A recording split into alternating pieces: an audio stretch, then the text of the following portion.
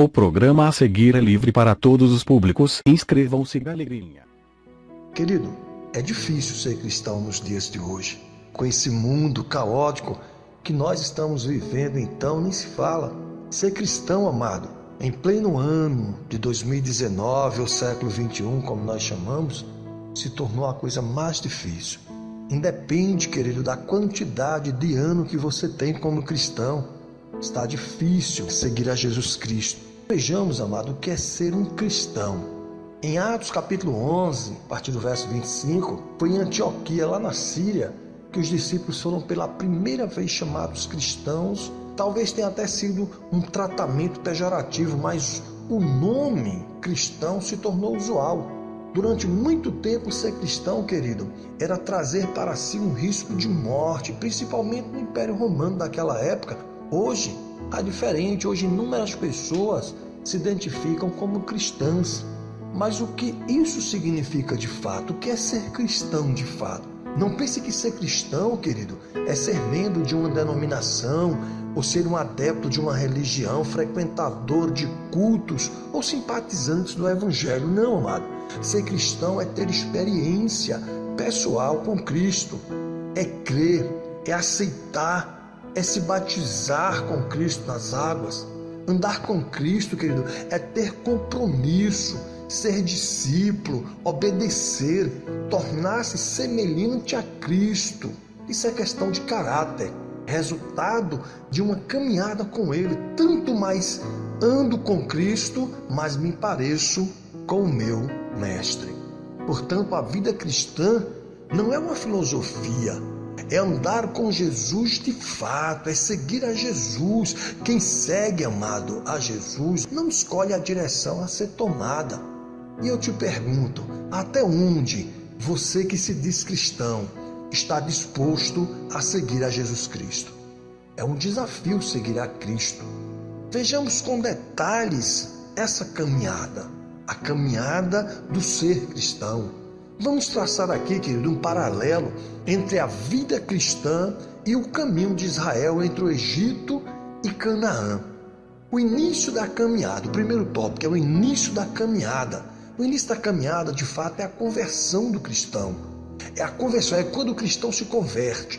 É o encontro, é a libertação do Egito, é o primeiro amor, é você estar apaixonado pelo que está acontecendo na sua vida. Em destaque, querido, estão as bênçãos. Os israelitas se enriqueceram com ouro e prata quando saíram do Egito. Lá em Êxodo 12, 35, eles pedem a Faraó ouro, prata para poder ir embora. Nesse ponto, até Miriam dançou e cantou. Então, seguir a Cristo no momento da bênção, querido, é muito fácil.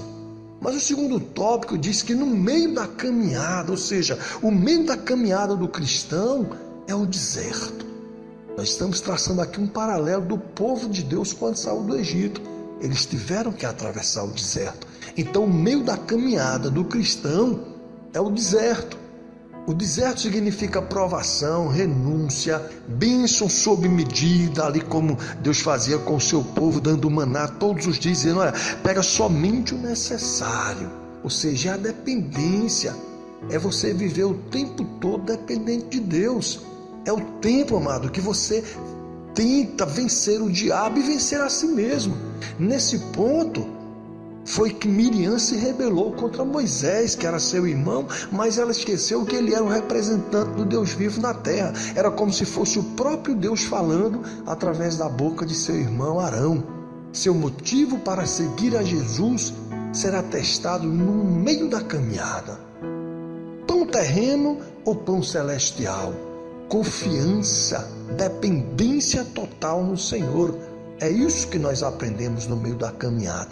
Ou a gente fica com as coisas da terra, com o pão terreno, ou a gente se agarra ao pão celestial, ao maná que o Senhor nos dá, né? Passamos a depender do próprio Deus.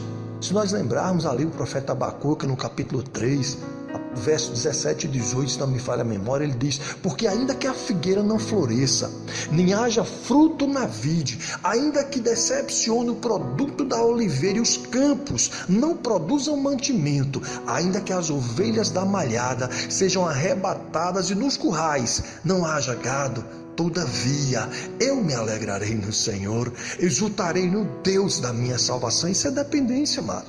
Isso é confiança. Isso é na hora da provação, na hora da angústia, na hora do desespero, na hora de que você perder tudo, na hora que você não vê saída, amado, você olhar para o alto e dizer: todavia eu me alegrarei no Senhor, exultarei no Deus da minha salvação. E eu te pergunto, você seguiria a Jesus sem essas bênçãos? Pode parecer até absurdo, amado. Eu lembro que Jesus, certa feita, respondeu para o jovem rico que para ele seguir a Cristo, ele deveria obedecer toda a lei. Ele disse: eu fui criado dentro da lei. Ele disse: ainda te falta uma coisa, então vai, vende tudo o que tu tens, depois vem e me segue. Seguir a Jesus, amado, sem bênçãos é difícil. Seguir a Jesus, amado, na escassez, no deserto, na hora da provação, amado, é difícil. Lembra de Jó, querido? Jó era o homem mais rico da terra no Oriente Médio. Jó tinha muitos bens, muitos filhos. Jó vivia na presença do Senhor, mas a palavra diz que o diabo pediu para tocar nas coisas de Jó. O diabo pediu para tirar todas as bênçãos de Jó, porque o diabo dizia que Jó só servia a Deus porque Deus dava toda aquela riqueza a ele. Mas ele diz: toca, deixa, tira tudo que Jó tem, para tu ver se Jó não vai blasfemar contra ti. E Deus permitiu que o diabo tirasse tudo de Jó em um só dia, amado. E ainda por cima o diabo ousado tocou na carne de Jó, enfermando, colocando nele uma doença grave, deixando ele leproso da cabeça aos pés, não só por fora, mas por dentro. Mas a palavra do Senhor diz, amado, que o diabo veio para matar, roubar e destruir. O diabo, ele não pode, amado, ter as nossas bênçãos. O diabo não pode ser abençoado pelo nosso Deus. Ele perdeu esse direito para nós. Deus nos abençoe, o diabo fica doido com isso. Então o diabo procura, amado, tirar aquilo que nós temos. Muitas das vezes nós entramos em provação, caímos no deserto, perdemos tudo e queremos brigar com Deus. E não lembramos que Jó tinha tudo isso e perdeu em um só dia até seus filhos. Mas a palavra do Senhor diz que Jó disse: eu creio que no meu Redentor vive e no final de tudo se levantará a meu favor. Amado, isso é confiança, isso é acreditar que Deus pode, isso é acreditar que Deus não está alheio ao problema. Você seguiria a Jesus, amado, dessa maneira? Eu te pergunto, você segue a Jesus pelo que Ele é ou pelo que Ele pode te dar, querido? Infelizmente, hoje, muitos cristãos seguem Jesus pelo que Ele pode dar. Há uma perspectiva incorreta sobre o cristianismo, que são as perspectivas ilusórias. O objetivo do ser humano é apenas o bem-estar, o conforto, a felicidade, é o ter, querido. Focalizamos o que é passageiro e esquecemos, amado, do que era eterno, como dizia o apóstolo Paulo. Nós queremos as coisas temporais, mas nos esquecemos das coisas eternas, não nos apegamos às coisas eternas. Lembra, querido, lá em Mateus 13, versículo 20 e 21, ali onde o semeador lança as sementes e elas caem entre as pedras. Ou seja, o convertido, o novo convertido, a pessoa que segue a Cristo, ou o cristão, ele não conta com as tribulações que podem acontecer na sua vida. O semeador lançou a semente, mas a palavra diz que uma das sementes caíram entre as pedras, entre os pedregais, e não germinaram, não deram frutos. Então, querido, o convertido, ele nunca vai contar com a tribulação. Acostumado a uma teologia da prosperidade, acostumado, amado, com os falsos profetas prometendo céus e terra, acostumado ao ter na hora que quer. O alvo é Cristo. Nós temos que nos apegar, querido, às coisas eternas. A perspectiva, amado, correta para o cristão é a visão de Deus, ou seja, a visão de Deus é sobretudo a formação do caráter cristão em nós. É o ser, focalizar o eterno. A maior experiência do cego de Jericó, querido, não foi voltar a enxergar, mas foi em encontrar Jesus. Essa foi a maior experiência que Bartimeu teve. Então o alvo aqui dessa caminhada, né? O alvo e os obstáculos. Quem segue Jesus quer ir para onde Ele vai. Então o alvo aqui é ir para onde Jesus vai. Que eu te pergunto, Jesus vai para onde, amado? Jesus vai para junto do Pai, Jesus vai para o céu, mas no caminho, querido, existem os obstáculos. E qual foi o obstáculo que Jesus enfrentou? Foi uma cruz. Eu te pergunto, você ainda quer segui-lo? Queremos reinar com Cristo, mas podemos beber o cálice, amado, que ele bebeu? Será que podemos, amado, aceitar a cruz que ele aceitou? No Salmo 23:4 diz que mesmo que nós venhamos caminhar pelo vale da sombra e da morte, ou seja, você seguiria Jesus mesmo caminhando no vale da sombra e da morte? A palavra diz lá em Mateus 16 que quem perde a sua vida por amor de Cristo achá-la-á. Os discípulos, amado, enfrentaram até mesmo a morte física. Eu te pergunto, você, nós estaremos dispostos a isso? Será que nós temos coragem, amado, de perder a nossa vida por amor a Ele? Como é que eu quero, amado, ir para um alvo aonde eu posso, amado, enfrentar esse tipo de obstáculo? No caminho tem cruz, viu? No caminho, amado, existem cálices. Eu creio que nós não queremos bebê-lo. E a chegada, amado, dessa caminhada, a chegada é a Canaã celestial. Para quem seguir a Cristo até o fim, vai entrar na vida eterna, no gozo eterno. Miriam não entrou em Canaã. Miriam caminhou, Miriam saiu, Miriam recebeu as bênçãos, ouro, prata. Miriam dançou, Miriam recebeu ali as bênçãos no deserto, os milagres, presenciou grandes milagres. Mas a palavra diz que ela não entrou na Canaã. Ela não entrou em Canaã.